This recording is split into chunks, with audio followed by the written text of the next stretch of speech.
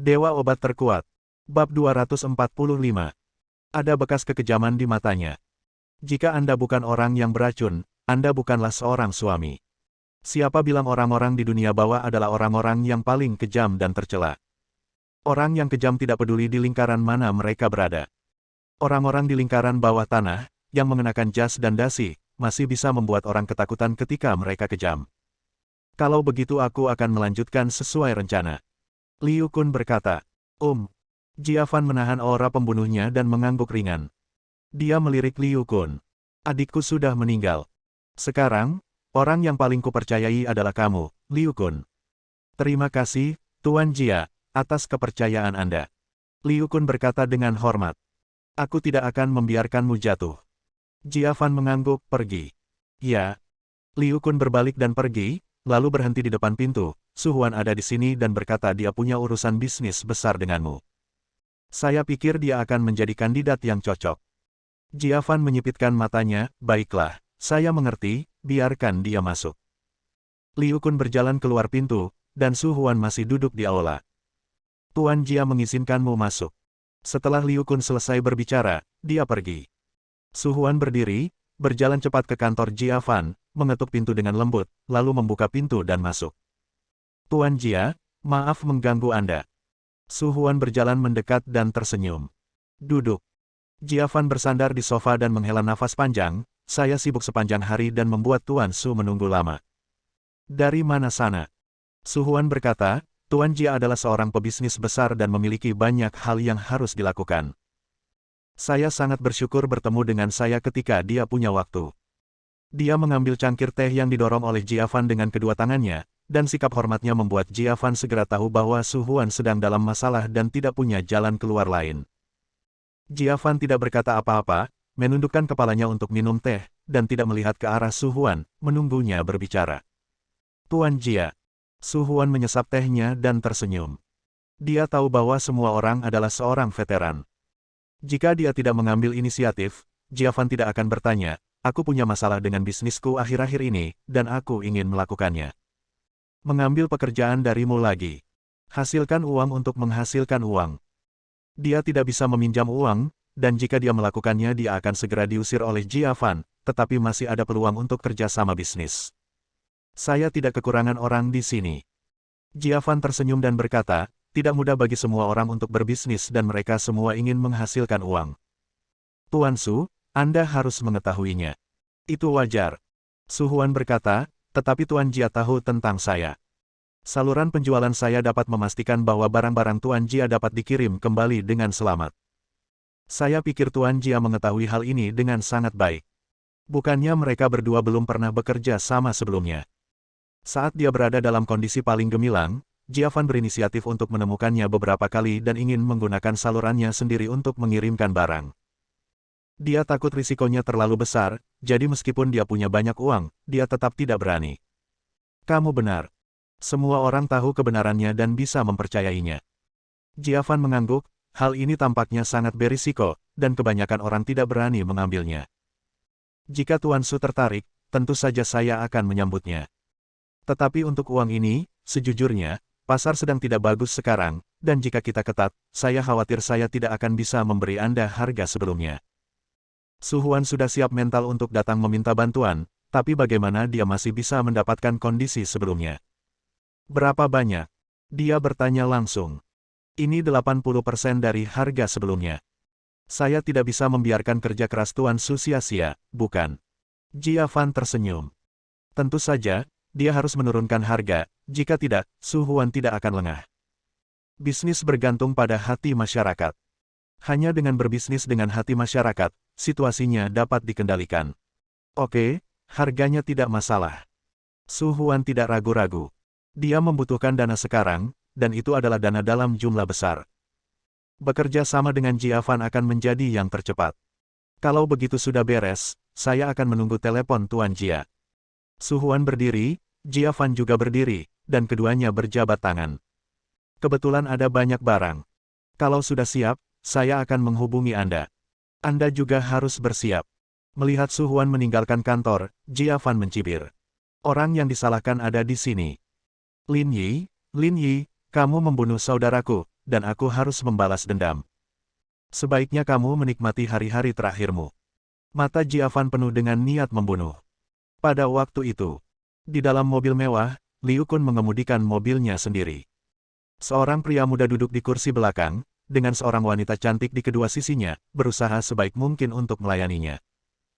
Tuan Muda Qiu, ibu kota provinsi tidak aman, jadi saya tidak bisa mengajak Anda bermain. Jika tidak, jika tuan keluarga Qiu mengetahuinya, nyawa saya akan hilang. Liu Kun tersenyum. Ibu kota provinsi sepertinya tidak terlalu menakutkan, bukan? Qiu Zhenxing tertawa dengan nada menghina. Dia tidak begitu mengerti. Keluarganya telah berulang kali memperingatkannya untuk tidak pergi ke ibu kota provinsi, dengan mengatakan ada musuh di sana. Namun di wilayah pesisir ini, keluarga Qiu-nya memiliki status yang transenden. Musuh macam apa yang dia miliki? Haha, ibu kota provinsi memang tidak terlalu menakutkan, tapi kamu tetap harus mendengarkan perkataan kepala keluarga Qiu. Liu Kun berkata, jangan biarkan guru Qiu memarahimu hanya untuk kebahagiaan sementara. Qiu Zhenxing mendengus dan harus menyerah. Dia pernah mendengarnya. Ibu kota provinsi ini terkenal dengan kehidupan malamnya yang kaya di sepanjang pantai. Di mana laut hari itu? Tangan Qiu Zhenxing tidak berhenti, membuat kedua wanita itu tertawa berulang kali. Saya mendengar bahwa Tianhai memiliki nama panggilan, yaitu surga kecil. Tidak mungkin lebih buruk dari ibu kota provinsi, kan? Tianhai lebih menyenangkan, tapi... Liu Kun ragu-ragu sejenak, bertanya-tanya mengapa, Presiden kami Jia memberitahu saya bahwa Tianhai tidak aman akhir-akhir ini, jadi sebaiknya jangan pergi. Ini tidak aman, itu tidak aman, anggota keluarga Qiu saya tidak aman kemanapun mereka pergi. Qiu Zhenxing menjadi marah dan wajahnya berubah, adakah yang bisa mengancamku? Apakah kamu bercanda? Jangan marah, Tuan Qiu, kami mengutamakan keselamatan.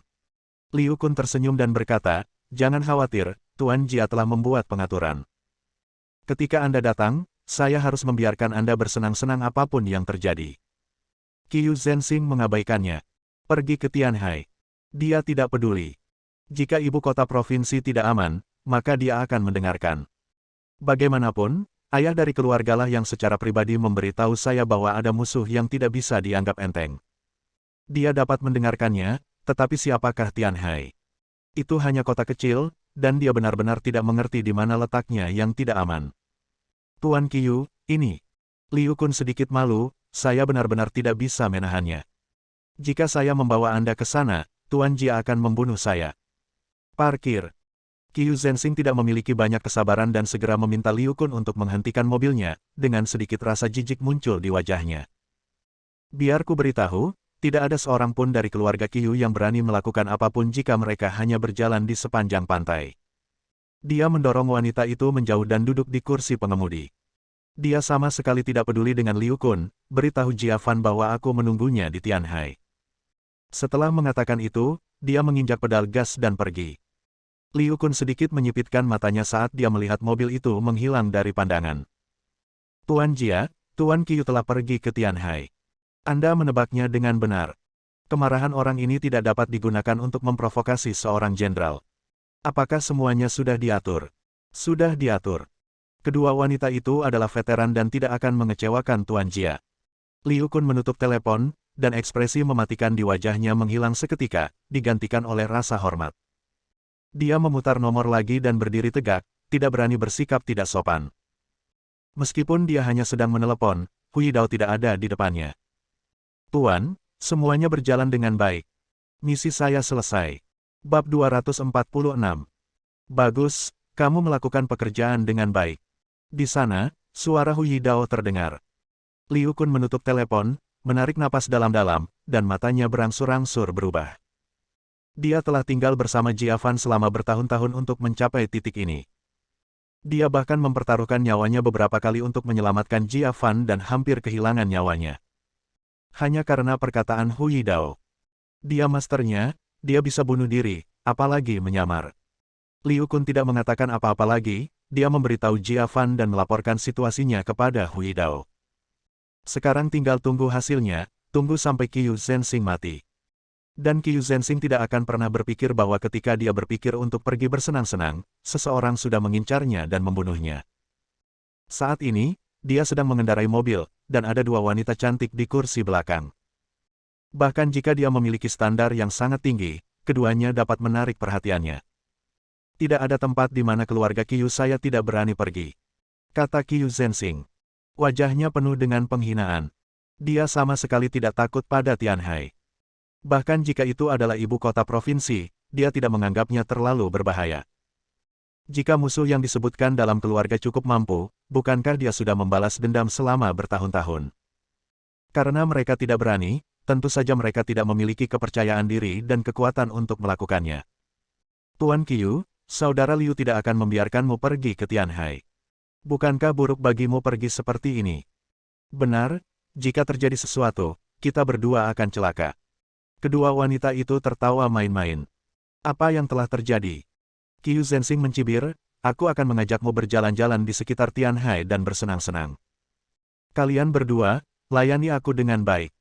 Jika saya senang, ketika saya kembali, saya akan memberikan mereka masing-masing tas bermerek. Benarkah? Terima kasih, Tuan Qiu.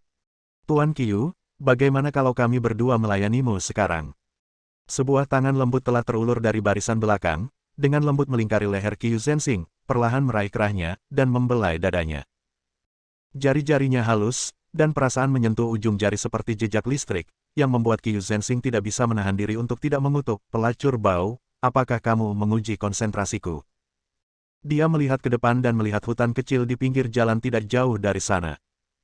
Dia segera memperlambat kecepatan dan mengemudikan mobilnya, biar ku beritahu, aku benar-benar tidak punya konsentrasi. Saat Anda pergi bermain, secara alami Anda harus melakukan apapun yang Anda inginkan. Bersenang-senang adalah hal yang paling penting. Qiu Zhenxing menghentikan mobilnya, keluar dari mobil dan duduk di kursi belakang, tanpa kesabaran sama sekali.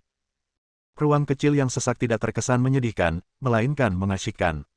Beberapa saat kemudian, mobil sedikit bergetar. Qiu Zhenxing sama sekali tidak merasakan ada seseorang yang mendekati mobil itu. Tiba-tiba, ledakan. Terdengar ledakan keras, kaca jendela pecah, dan orang-orang di dalam mobil kaget. Ah! Dua wanita acak-acakan berteriak, dan sebelum mereka sempat bereaksi, sebilah pisau langsung menusuk mereka. Uff! Percikan darah. Begitu Qiu Zhenxing mengangkat kepalanya, darah memotori wajahnya, membuatnya panik. Siapa? Siapa? Dia berteriak, saya dari keluarga Qiu. Siapa kamu? Beraninya kamu datang untuk menyakiti saya. Puff. Pisau lain. Tanpa ragu sedikit pun, dia langsung mengakhiri hidup Qiu Zhenxing. Hanya dalam beberapa detik, ketiga orang di dalam mobil itu tewas. Termasuk kedua wanita itu. Hu Yidao melirik mereka, matanya dingin dan tanpa emosi, seolah-olah dia baru saja membunuh 3 binatang buas, yang tidak akan menimbulkan emosi apapun dalam dirinya. Dia menjaga tempat kejadian dan pergi tanpa meninggalkan jejak apapun, dan dia bahkan menyamarkannya dengan sangat baik. Pada waktu itu, di ibu kota provinsi, Jia Fan sedang berada di kantor, diam-diam menunggu kabar, ketika Liu Kun tiba-tiba masuk dengan cepat. Qiu Zhenxing sudah mati. Mata Jia Fan berbinar. Mati. Mati, tapi ada beberapa penyimpangan dari rencana kita. Wajah Jia Fan sedikit berubah. Rencana awalnya adalah menemukan cara agar Qiu Zhenxing pergi ke Tianhai, dan kemudian dia akan mengatur agar kedua wanita itu membunuh Qiu Zhenxing dan menjebaknya di Lin Tautu dari Tianhai. Tapi ada kecelakaan. Apa yang terjadi? Qiu Zhenxing sudah mati, dan kedua wanita itu juga sudah mati, dan wajah Liu Kun tampak sedikit jelek, ragu-ragu dan tidak tahu harus berkata apa. Katakan. Jia Fan langsung berteriak. Organ Qiu Zhenxing dan kedua wanita itu telah hilang. Jia Fan tiba-tiba merasakan suara gemuruh di kepalanya. Dia ada dalam urusan organ-organ ini. Ini bukan kesalahan untuk menyalahkan Lin Yi, ini kesalahan untuk menyalahkan dirinya sendiri. Dia ingin memiliki desain yang bagus, dan bahkan menemukan Su Huan. Setelah Qiu Zhenxing meninggal, dia memintanya untuk mengirim Qiu Zhenxing kembali ke keluarga Qiu, dan membiarkan Su Huan menanggung auman keluarga Qiu. Tapi sekarang, semuanya sudah berakhir. Begitu keluarga Qiu mengetahui bahwa Qiu Zhenxing telah meninggal dan organnya telah diambil, mereka akan langsung meragukannya. Jia Fan tampak sedikit bingung. Hanya ada satu penyimpangan dalam rencananya, tapi penyimpangan ini membuatnya lengah. Di mana mayat mereka? Jia Fan bertanya dengan cepat. Bukankah kamu meminta Su Huan untuk dikirim kembali ke rumah Qiyu? Liu Kun berkata dengan cemas, tolong segera hubungi Su Huan dan hentikan dia. Mungkin ada jalan. Wajahnya penuh kecemasan. Jika dia bisa menghentikannya, bahkan jika 3 mayat dihancurkan, selama keluarga Qiyu tidak diizinkan melihat mayat itu, akan ada penjelasannya pasti akan menghancurkan Jia Fan. Terbakar hidup-hidup. Ya, Jia Fan benar-benar panik.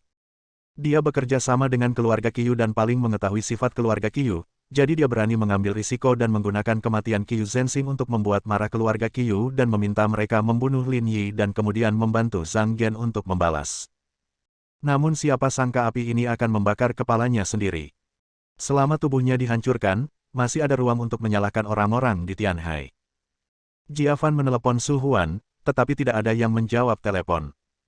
Dia menjadi gila. Setelah menghitung waktu, Su Huan sudah berangkat. Menurut rencana, Su Huan seharusnya sudah tiba di tempat dia meminta kedua wanita itu untuk memulai. Temukan Su Huan segera dan hentikan dia. Jia Fan menoleh dan menatap Liu Kun, cepat pergi. Panggilan telepon tidak pernah tersambung, dan dia tidak berani menunggu lebih lama lagi. Jika dia ditunda lebih lama lagi, akan terlambat untuk melakukan apapun. Jia Fan bahkan tidak tahu apa yang terjadi.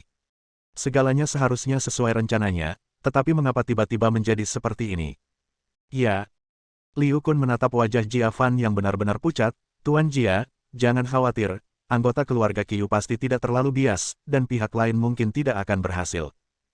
Jia Fan tersenyum pahit, beraninya dia berpikir terlalu banyak. Siapakah Qiyu Qianfeng, kepala keluarga Qiyu? Itu adalah orang kejam yang lebih memilih membunuh 1000 orang secara tidak sengaja daripada membiarkan 1 orang pergi. Saya telah bekerja dengannya selama beberapa tahun, bukankah tidak jelas? Dia bekerja sama dengan harimau dan singa. Bagaimana mungkin dia tidak tahu betapa berbahayanya itu? Cepat pergi. Jia Fan tidak ingin berkata apa-apa lagi dan meminta Liu Kun segera pergi. Namun, dia terus menelepon Su Huan, tetapi dia tetap tidak dapat tersambung. Saat ini, Su Huan telah tiba. Sial, ada apa dengan teleponnya? Su Huan mengutuk, melemparkan ponselnya ke dalam sakunya, dan mengabaikannya untuk sementara waktu. Dia tidak melihat mobilnya, hanya sebuah kotak besar yang tersembunyi di dalam hutan, terkunci rapat dengan beberapa lapis kata sandi. Membawa pergi. Su Huan tidak terlalu peduli. Dia telah berbisnis dengan Jia Fan dan tahu apa yang dia jual dan tidak akan melihatnya. Bersambung.